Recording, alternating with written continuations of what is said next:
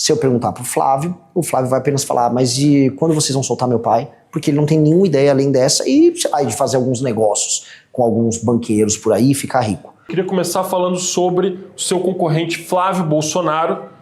Ele deu uma declaração, não uma declaração, né, mas assim, a gente apurou na coluna e a gente publicou também, que a campanha dele colocou uma condição para participar de debates, que seria você não estar presente, porque ele teme, enfim, o tom que você possa vir a adotar num enfrentamento com ele num debate eleitoral. O que você teria a dizer para o Flávio num cenário hipotético de debate? Olha, realmente o Flávio, ele... Assim, eu não estou surpreso, mas eu também... ele entregou uma fraqueza tão grande, que denota realmente que ele me vê como talvez um demônio, um cara que vai perseguir ele. Na verdade, eu não precisaria fazer muitas coisas para constranger o Flávio. Se eu, apenas um debate, tiver um espaço para eu falar uma proposta, sem citá-lo nominalmente, e ele tiver que falar do mesmo tema do outro lado, o contraste já vai machucar ele. Acho que existe um problema no Flávio, primeiro, de contraste. Ele não consegue construir nenhuma sentença bem feita e tampouco ele consegue apresentar uma ideia original que vai seduzir o eleitor. Então ele não gera imaginação, ele não gera perspectiva. Aí do outro lado, ao conflito, ao confronto. Eu vou confrontar ele. Eu acho que eu tenho que falar tanto do passado dele, eu falar do Adriano, que estava no gabinete dele com a sua esposa e mãe, e falar agora desse escândalo recente. Eu acho que isso é devastador pro Flávio. E eu sei que os demais não falariam. Nem o Zema, nem o Caiado, eles iam apenas fazer pequenas insinuações, como eles vêm fazendo pra imprensa. E isso teria, vamos dizer, um dano tão grande que, assim, fazia sentido ele fazer isso mais na miúda, né? O problema é que ele entregou tudo e acho que agora está impossível não me ter nos debates. Porque qualquer, vamos dizer, qualquer opção além dessa vai soar que sofreu interferência do Flávio. E pelo que eu sei das emissoras que eu já tive contato, nada disso mais faz sentido da parte dele. Então, eu estarei lá. E aí, bom, você pode trazer a questão do áudio dele com o Daniel Vorcaro, ele pode tentar trazer o seu áudio também daquela viagem, tal, da Ucrânia. Como é que você responderia a ele nesse cenário?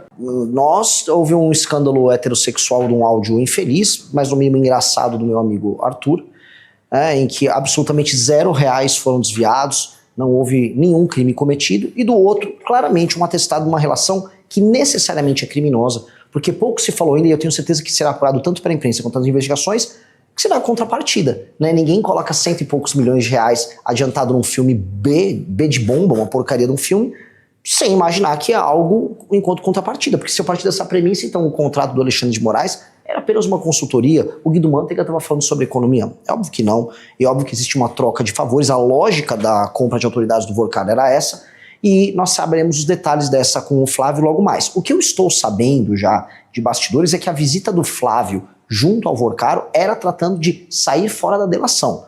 O que ele disse que ele foi lá o Flávio foi até o Vorcaro e falou, não, nunca mais fale comigo, agora que você tem um escândalo, né? O mesmo Flávio que anda junto com o Valdemar, né, que anda com o Willer Tomás, mas ele chegou ali e aparentemente a conversa foi sobre delação. Tô entregando um off bom aqui pra vocês e depois eu te entro nos detalhes. E aparentemente ele foi tratar disso, foi se reunir pra, me tira fora dessa, vamos deixar combinado isso aqui. Não, entra nos detalhes agora, então, conta um pouquinho mais pra gente. É que eu teria que entregar minhas fontes, não sou jornalista, mas tenho que manter, mas aí eu posso entregar pra você no off. Podemos falar depois sobre Sim, isso, então. Mas de fato foi isso, ele percebeu que deu problema e aparentemente ele obteve um combinado com o Vorcaro de não entregá-lo. Tanto que ele ficou seguro e saiu fazendo seu périplo junto a empresários e visita junto ao mercado financeiro avisando, não, eu só tive com ele uma vez, mas não houve nada. Então ele imaginou que... Exato, ele imaginou que ia ficar safe. Entretanto, os vazamentos acabaram quebrando a estratégia dele. Por isso que ele foi pego de surpresa e por isso que ele nem contou pro time de campanha. Renan, vamos mudar um pouco de assunto, falar de um tema que você gosta e explora na sua campanha, que é segurança pública. Você deve ter visto hoje a prisão da advogada influenciadora Deolane Bezerra, né? Foi acusada pelo Ministério Público de São Paulo de lavar dinheiro pro PCC, Primeiro Comando da Capital. E aí eu te pergunto, como combater o crime organizado, que hoje já tem inclusive soft power de organização criminosa? Então tem filme custeado parcialmente pelo PCC, tem cantores e artistas que são acusados de lavar dinheiro para facções, tem advogadas influenciadoras como a Deolane também. Como você lidaria com esse soft power das organizações criminosas? Pois bem, eu já venho falando muito que eu vou adotar uma postura que não será necessariamente a postura que se espera de um candidato liberal ortodoxo, vamos colocar, tradicional. Eu acho que no combate ao crime organizado, nós temos que passar por cima de determinadas liberdades, dentre elas a liberdade de expressão de artistas e influenciadores que são porta-voz de organizações criminosas. As pessoas se esquecem quando a gente fala de organização criminosa, às vezes acham que é um tráfico, uma lavagem de dinheiro. Veja, no mesmo dia que o PCC está fazendo uma determinada operação financeira com a Deolane, como aconteceu, o PCC está participando de brigas em favelas em que morrem dezenas de pessoas todos os dias. Para um país que vai morrer de 30 a 40 mil pessoas só esse ano, todo dia precisa morrer dezenas de pessoas, e boa parte delas são brigas entre facções. E não podemos aceitar que pessoas que participem ou do debate público, ou que estejam, vamos dizer, nas redes sociais lacrando, produzindo seus vídeos, naturalizem isso. A Deolane nunca escondeu que ela era advogada do crime organizado. Essa é uma das características que o Pose do Rodo também tinha, que o Ian tinham. Não é que era um trabalho dissimulado, era um trabalho escancarado. Falou, não, eu sou advogada de porta de cadeia assim, não, eu faço isso e vou tirar o meu cliente da cadeia, porque ele só é culpado se for condenado, e olhe lá que eu vou recorrer. É uma cultura da normalização do crime, da naturalização do crime como uma prática menor, como se fosse não é nem uma falha de caráter, é como se fosse uma falha em ser pego. Ih, malandragem foi pega. E isso se naturalizou, e a gente percebe bem, nas camadas mais baixas da população brasileira. O que tem em comum tanto o Pose do Rodo quanto a Deolane? Eles falam com a classe C, D e E. A Deolane, quando ela... Acho que não sei se ela estava nessas casas, fazendas, um reality show, o do Carlinhos Maia, eu realmente não me lembro qual era. Ela foi... Vamos dizer, ela foi alvo de um choro, de uma campanha gigantesca. E aí, quando ela foi detida, mesma coisa, as pessoas ficaram na frente de delegacia chorando. O que isso mostra? As pessoas mais humildes não aprenderam a usar esse aparelho aqui, e as redes sociais tomaram a cabeça delas, e você consegue naturalizar o absurdo nos mais humildes. Isso tem um efeito muito grande, porque ao naturalizar o absurdo na cabeça de quem é a maior vítima do crime, que é as pessoas da classe C, D e E, eu tô falando de quem morre na mão do crime organizado. Quem mora em áreas. Exato. Quando eu naturalizo pra eles, é literalmente a ideologia que faz com que eles aceitem aquilo como modo de vida. Então eu vou precisar libertar essas pessoas, mesmo sem as pessoas sequer entenderem que elas estão aprisionadas. Então vou ser muito duro. Esses influenciadores todos, a partir do momento que a gente coloca o direito penal do inimigo em funcionamento, e a partir do momento que está demonstrado que esta influenciadora é ligada ao crime, ela não tem direito a ter uma opinião. Ela só tem que ser presa, o Oruan tem que ser preso. A gente tem que parar de, vamos dizer, criar formalidades. Tipo, não, ele é um artista. O cara não é um artista, é só um porta-voz. O que aconteceria com a Deolane num governo seu? A aplicação do direito penal do inimigo, ela faria que, eu passando o projeto, ela fosse enquadrada, e aí ela não poderia, por exemplo, dispor, por mais que ela em si não tinha, por exemplo, traficado droga, ela não era a traficante em si, ela fazia parte da estrutura de lavagem de dinheiro, como essa operação pegou. Só que ela seria enquadrada como membro dessa estrutura, e aí como partícipe de toda a atividade delituosa. Ela não ia, por exemplo, ter direito à progressão de pena. Uma pessoa que tem um enquadramento, ela não tem mais a presunção de inocência. Então, uma pessoa que é enquadrada de acordo com o direito penal do inimigo, e aí ao Ministério Público, a Polícia Federal, os órgãos de investigação, não, este aqui é claramente um membro, foi pego pelo COAF das Relações Econômicas, ou ele estava com uma metralhadora escrito CV na camiseta na frente de uma favela, pois bem, esta pessoa tem presunção de culpa. A operação policial, qualquer uma, ele foi encontrado na rua, ou uma câmera numa cidade pegou aquela pessoa circulando, ela é presa na hora, já é levada para o presídio sem audiência de custódia, ela não pode pagar fiança para sair, e ela vai ter penas muito duras. Portanto, o direito foi rápido com ela, e as penas são duras. É isso que o direito penal faz com o faccionado. Então, nós precisamos atuar dessa maneira, e isso vai incorrer do pequeno traficante ao grande traficante, do Oruan Deolane. Renan, se eleito presidente, você vai governar um país que tem um poder judiciário que aplica a Constituição de 88. E por mais que você fale em direito penal do inimigo, como que você compatibilizaria isso com essa estrutura que existe? Os juízes vão continuar julgando, os ministros vão continuar dando decisões. Como concretizar essa ideia sua? Primeira coisa que vai ser muito engraçado se o STF se opor ao direito penal do inimigo sendo aplicado por nós contra o crime organizado, quando o próprio STF aplicou o direito penal do inimigo contra o Bolsonaro e a turma do dia 8 de janeiro. Eles fizeram isso. Foi criado um inimigo, e o inimigo era basicamente o bolsonarismo, e aí a lei era rápida, o inquérito era veloz, e as punições muito duras. Foi basicamente o que o bolsonarismo o STF fez, foi a aplicação do direito penal do inimigo, porque o próprio STF sabe que funciona. Tanto funciona que eles utilizaram contra o inimigo deles. Eu vou avisar, STF, isso aqui foi uma operação exótica que não passou na prática pelo legislativo. Nós formalizamos isso no legislativo, agora nós vamos executar. Você vai se opor? Então, se eu fizer uma operação, por exemplo, em Santa Quitéria, no Ceará, ou fizer uma operação na Rocinha, Se eu vier uma decisão do STF falando não pode cumprir, eu tendo passado no legislativo, tendo cumprido todo o processo legislativo, eu não vou respeitar a decisão que vier do STF. Eu não vou cumpri-la, porque é uma decisão iminentemente ilegal. Eu não vou, de maneira ativa, enquanto presidente da República, sair arrumando briga com o STF à toa. Eu não vou fazer o que o Bolsonaro fez, ficar xingando o ministro. Pelo contrário, quero ter uma interlocução correta, educada. Acho que dá para ver colaboração entre o Poder Executivo e o Judiciário, por exemplo, nas fiscalizações com emendas que o próprio Flávio Dino está fazendo. Dá para ter cooperação, e isso é bom para o Brasil nesse sentido. Agora, vieram respeitar uma atribuição do presidente da República, o presidente da República não tem que cumprir. Como o Renan Calheiros não cumpriu uma decisão do STF em 2016, ao atropelar as atribuições do Legislativo. Será assim, sem show, sem grito. Não vou cumprir. Vou continuar minha operação aqui. Estou dentro do cumprimento da Constituição. Então, esse elemento exótico do STF não vai ter vez conosco. Eu também não tenho nada, não estou devendo nada para ninguém, estou bem tranquilo com relação a isso. E aí entra a segunda coisa, que é a aplicação erga omnes em todo o judiciário. Há, da parte do judiciário, muito espaço para inovação. Então o juiz vai dar uma sentença nova, especialmente de primeira instância. Ele dá, vamos dizer, a sentença lacrada, imaginando que com aquele efeito liminar ele suspende algo, e aí que você vai resolver no tribunal. A gente vai ter que mexer no CNJ e acabou a sentença lacrada. O Brasil tinha que chegar até a súmula vinculante, bem vinculante, como acontece em países como os Estados Unidos, para você não ter invencionismo. E a gente vê muito invencionismo na primeira instância. Bom, tem um lema da sua campanha, não sei se é um lema, se é um slogan, que é o tal do prendeu, matou. E ele é catchy, assim, ele pega bastante, eu já vi pessoas assim, as mais diversas falando esse negócio do prendeu, matou. Mas eu queria saber como que você lidaria, Renan, com assim, a responsabilização que pode vir de uma eventual morte injusta, uma morte de uma pessoa inocente, que pode acontecer se você adotar o prendeu, matou.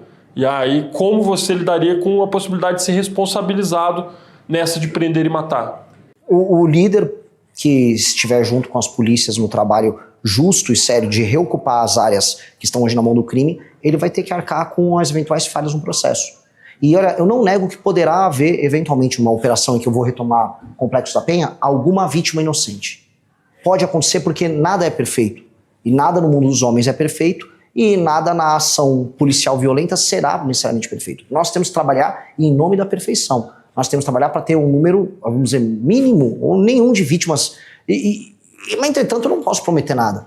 E eu tenho que trabalhar, para proteger a instituição policial que estiver, não de má fé, cumprindo o seu trabalho, entender que nós temos que fazer o trabalho de previsibilidade na hora da ação para evitar de qualquer maneira uma vítima inocente, mas dito isso, é um cenário de guerra. Dito isso, a inação, o medo de agir, faz com que pessoas morram na casa das dezenas todos os dias. Então a minha fraqueza está permitindo os outros morrerem diariamente na casa das dezenas. Tem dias que é na casa das centenas. E a única coisa que me resta é correr o risco e evitar essas mortes, eliminando quem tem que ser eliminado, que são os membros do crime organizado. Agora, o prendeu matou, né, para quem está curioso, prendeu ou matou. Se você vai numa operação na favela e as pessoas se entregam, elas estão presas. Se ele manteve a arma e quis trocar tiro, não há outro caminho. Não é prendeu e matou. Prendeu ou matou. Ou matou. Porque acaba rolando um elemento poético aí, em que abre espaço para a interpretação das pessoas. Eu dei uma caetaneada aqui, mas é isso. Renan, quando a gente olha as pesquisas eleitorais, as últimas, e principalmente a pesquisa da Atlas, a gente nota que tem um predomínio do seu eleitorado de homens jovens, né? Então, nesse público de 16 a 24 anos, você tem 36% das intenções, e entre os homens você tem 11%, e entre as mulheres você tem 3%. E aí eu queria te perguntar, você tem alguma ideia do porquê que isso acontece? Tem. Se eu olhasse o surgimento do Mandame em Nova York, eu veria a mesma história ao contrário. Havia uma prevalência um pouco maior de homens, especialmente entre homens gays, junto ao eleitor do Mandame, e mulheres jovens. Porque tendências inovadoras de esquerda costumam pegar a mulher jovem com mais intensidade.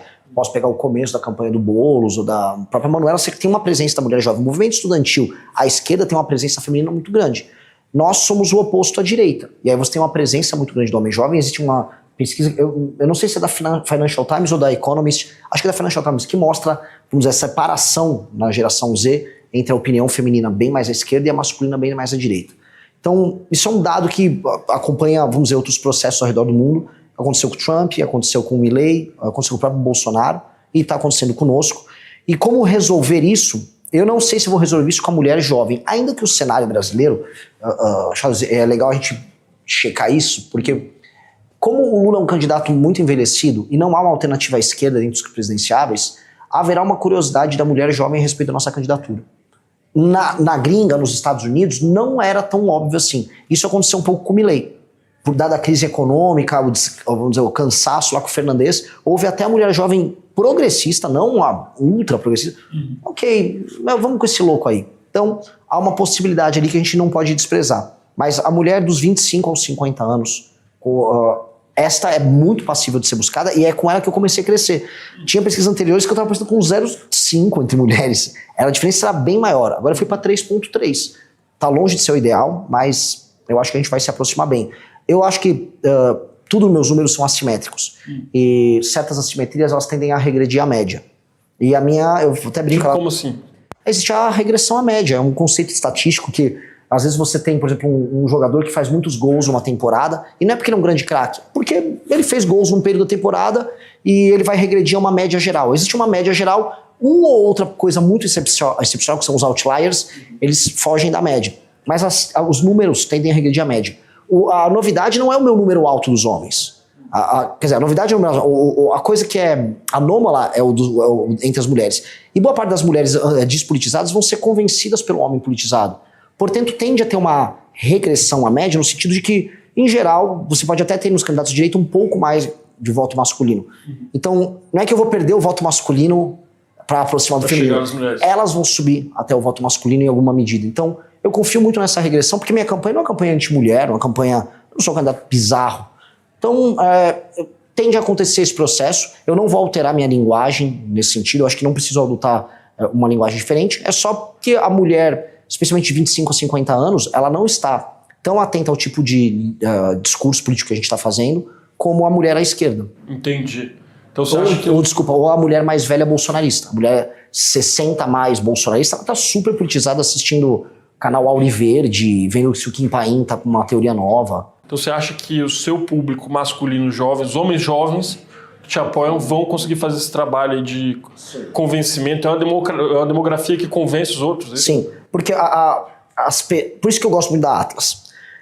Uma pesquisa de campo, de rua, que vai numa rodoviária pegar a opinião de uma pessoa, ele até pega uma fotografia de um país despolitizado. Então ele vai perguntar para um sujeito, você vai votar em quem? Sei lá, viu o nome Bolsonaro, Flávio Bolsonaro. Porque ele está despolitizado. Quantas pessoas essa pessoa vai convencer ao redor dela? Muito pouco. Essa pessoa tem um baixo grau de engajamento. A Atlas, por ser online, ela vai pegar pessoas que estão mais engajadas. Então elas refletem a Atlas antecipa uma tendência de convencimento. E foi isso que fez ela acertar as pesquisas na gringa. Porque ela vai pegando essas tendências porque os mais engajados convencem os menos engajados. Como o homem jovem nosso é altamente engajado, ele já está no processo de convencimento. E onde a gente viu isso? Na própria última pesquisa Atlas, eu estou com 36% do 16 a 24, mas com 12% do 25 a 35. Já é um número bem alto. E não estava assim. Ele que começou a espraiar de maneira geracional. Existe uma análise até do Andrei Roman, que é o presidente da Atlas, em que ele vai nessa linha. Que, olha, esse tipo de candidato ele gera um espraiamento. Você vai convencendo os mais velhos. Igual a adoção de certos memes, de certos produtos de tecnologia, é um processo. E seriam early adopters, então? Exatamente. É o early adopter da nova tendência política. O homem jovem, ele acaba se comportando assim. Bom, vamos voltar a falar de mulheres, né? Você tem dito nas suas entrevistas que você é um político já sem mandato, que trabalha organizando politicamente o seu movimento. E aí, recentemente no MBL, a gente viu a saída de mulheres jovens que eram inclusive pré-candidatas. Então a Glenda Varoto, né, vulgo Espectro Cinza, a Clara Milinski. O que aconteceu no caso dessas duas, pontualmente? O que aconteceu? Você pode contar pra gente? A Glenda, eu acho que ela não estava compatível com o sistema de valores internos nosso e ela mesmo percebeu e não dá certo para ambas as partes, e a melhor coisa é ela não ser candidata e tocar a vida dela. A Clara não estava em condições psicológicas para aguentar a pressão de uma candidatura, como ser alvo de cancelamentos na internet. Ela precisa do apoio da família dela e realmente a Clara não tinha condições. E até peço aqui publicamente para ela se preservar, pedir para ela se afastar do movimento e do próprio partido político. O que acontece? Com o partido político agora, nós temos que trazer muitas pessoas, homens e mulheres, para preparar para ser candidato. E o nível de pressão que as candidatas sofrem é muito maior que os homens, de toda a natureza. De assédio, eu não tô falando do assédio no sentido negativo, de um cara chavecando na DM, de gente má falando besteira, peguei alguns casos ex-namorados de infância querer fazer exposed com a menina porque ele tá do lado contrário, é nesse nível. E aí, algumas não aguentam. Então, lidar com o elemento feminino, entendendo que a política é um universo muito maldoso, e estou usando maldoso como uma palavra leve, meio muito escroto, para falar assim. É uma coisa que a gente está tendo que lidar em escala. A gente já visto com a Amanda Vittorazzo já tinha sofrido assim, as maiores bizarrices todas. Agora, eu falar que agora eu vou ter, por exemplo, mais de 400 candidatas mulheres, pô, eu tô vendo, a gente tá tendo que lidar com muita coisa para dar essa assistência ali para elas. Então, muitas vão deixar de ser candidatas por diversas razões, mas é parte desse processo mesmo. Entendi. Os críticos de vocês dizem que o MBL tem uma cultura que é tóxica para as mulheres. O que você responderia para eles? Eu acho que o MBL tem uma cultura que é tóxica no sentido de... A gente é muito competitivo internamente. A gente tem que crescer e a gente tem que se proteger muito. Mas não é especificamente com as mulheres. Como eu te disse, a política é muito difícil para as mulheres. E as mulheres nossas, do nosso time, são muito protegidas.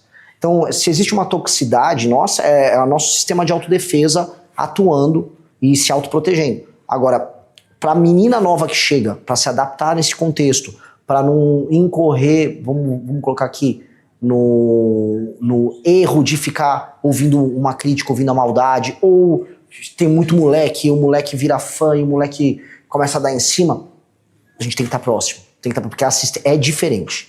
É diferente. E o nível de pressão que as meninas passam é absolutamente desproporcional. A qualidade dos ataques que elas sofrem é muito diferente.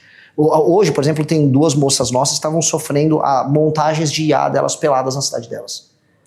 É bem nesse nível. E, sabe, por às vezes uma moça tímida que se expôs já para ser candidata, tipo, não, eu não quero isso pra mim, fica envergonhada.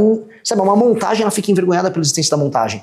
Então, é difícil. Difícil. O que a gente tem, entretanto, é uma estrutura de autodefesa muito boa. Funcionou com a Amanda e vai funcionar coisa mais. A gente evitou agora, nessa última semana, que derrubassem a Luana, que era a nossa vereadora em Chapada Gaúcha, em Minas Gerais. E foi um caso basicamente assim. Ela tinha feito um projeto... Ela é vereadora já eleita. Já eleita. Ela era uma vereadora eleita. Ela tinha protocolado um projeto que proibia homens que tinham sido condenados por assédio ou violência contra a mulher de obter cargos públicos. Aí um cara que tinha sido condenado por isso na Câmara organizou uma campanha de cassação dela e de uma outra vereadora. E o presidente da Câmara aceitou. Falou, não, vamos botar pra andar. E aí a gente teve que fazer uma campanha nacional para evitar, porque se ela não fosse parte do MBL, ela teria sido derrubada.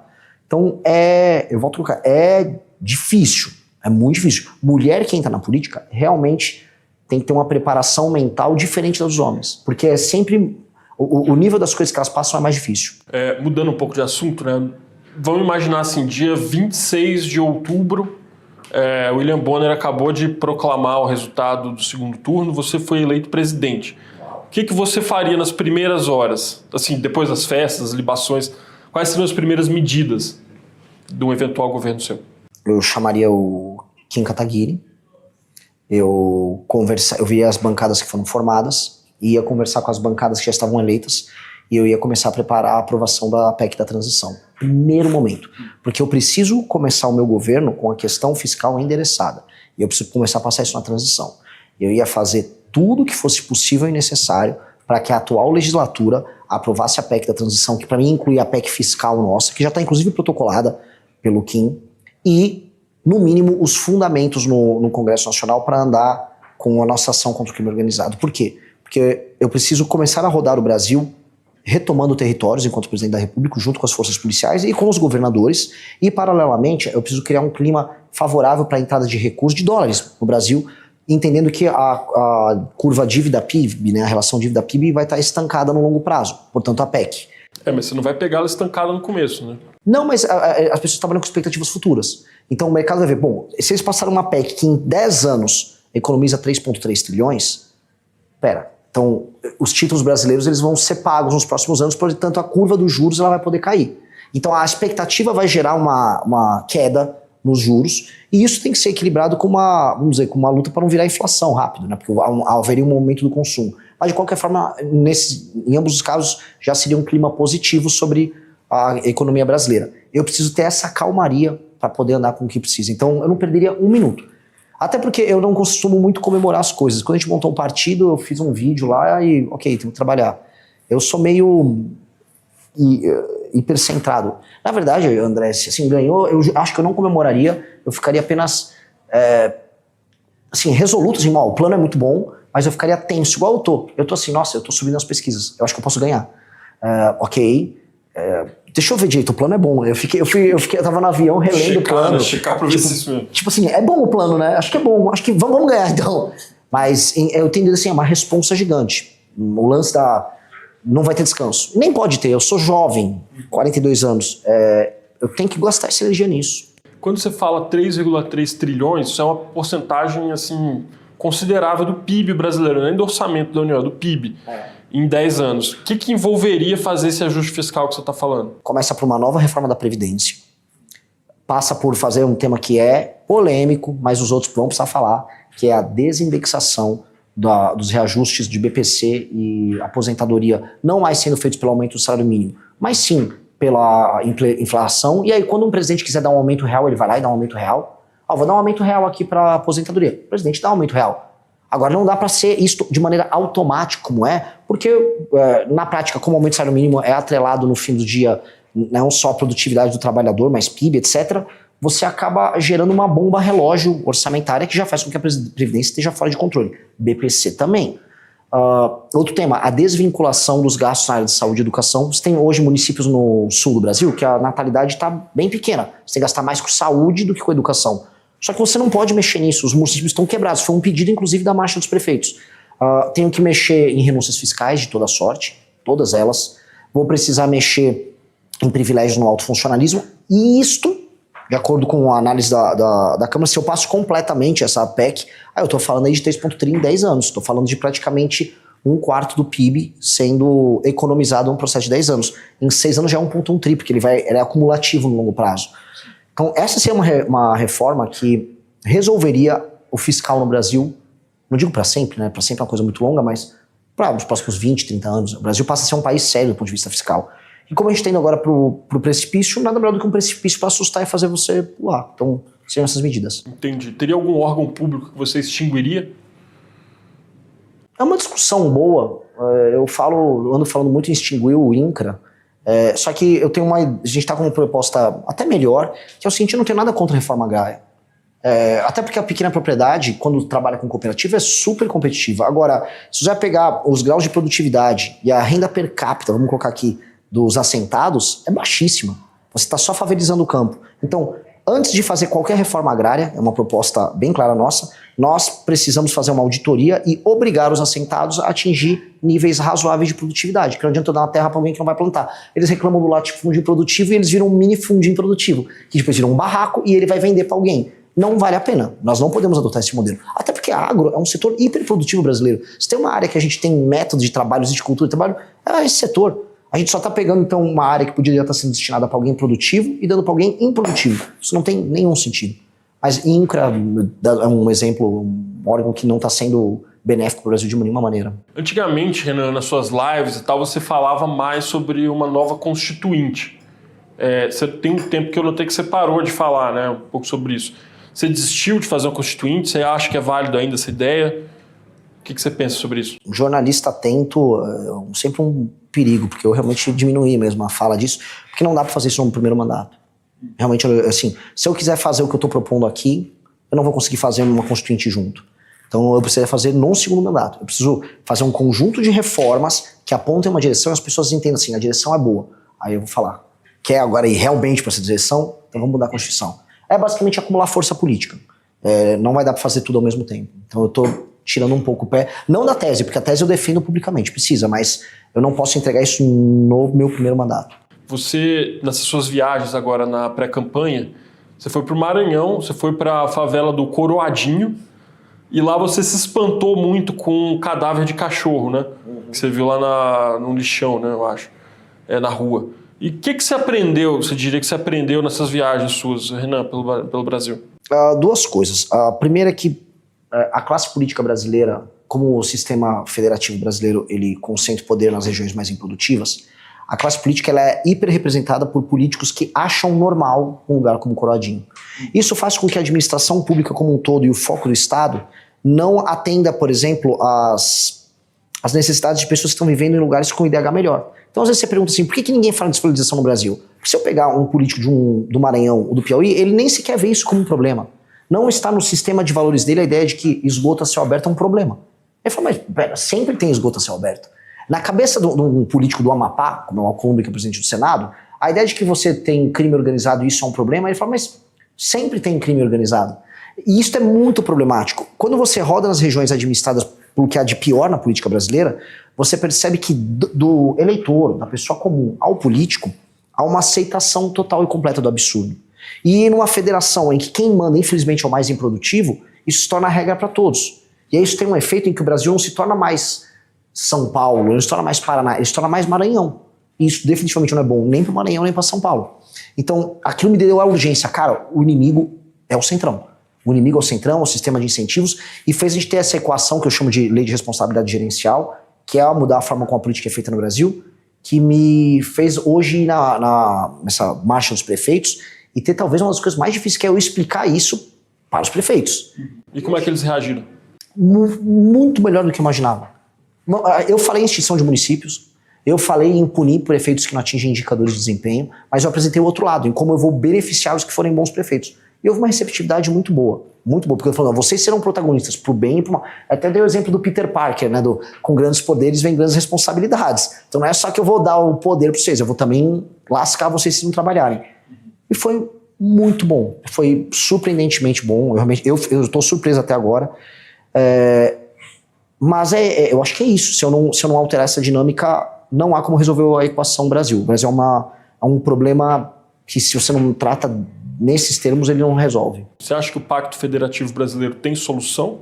Tem, solução tem. A dificuldade Por onde passaria essa solução? A solução passa em concentrar o poder no poder executivo e as pessoas nos lugares mal administrados perceberem que elas têm um problema. Como eu te falei, que é um problema de imaginação e perspectiva. Por exemplo, a pessoa que mora na favela do Coradinho entender que não é legal ter um lixão a céu aberto no meio da rua e não é bacana o cachorro dela, o cachorro que morava com ela, ser jogado no meio-fio. Que isso só é desumano, isso é animalesco.